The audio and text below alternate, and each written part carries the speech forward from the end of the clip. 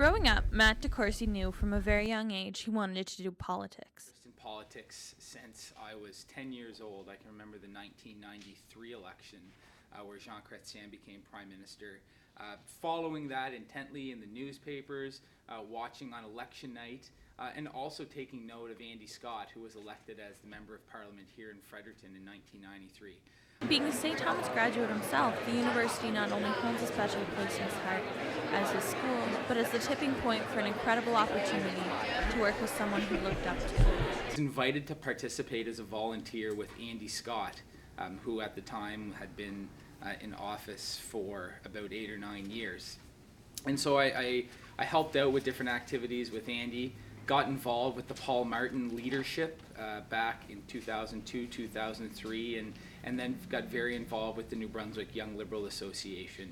After I graduated from St. Thomas in 2005, that summer I moved up to Ottawa to work with Andy, and I spent 2 years working as an assistant to Andy, and then as an assistant to Todd Russell, who is the Member of Parliament from Labrador, working in their Parliament Hill offices. The Liberal candidate for the Fredericton riding, Decourcey is ready to give back to young people what he can. In addition to that, we know, especially in this community, how tough it can be for students to access the post-secondary education system, to be able to afford to go to school, to get through school and then come out with a debt that is crushing on them.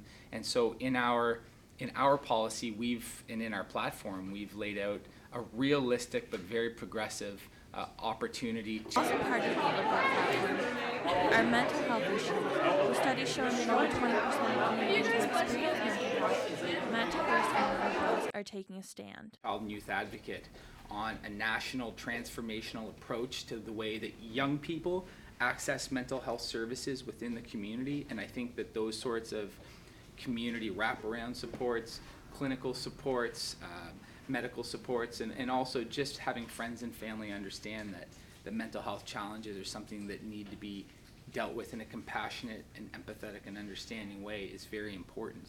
So we'll build upon those sorts of approaches that allow a person to say, okay, I have a mental health challenge, that's okay. I know that my community will be there to support me, and I know the government will be there to help direct me to the proper resource where I can get the help I need, and I don't have to feel bad about that.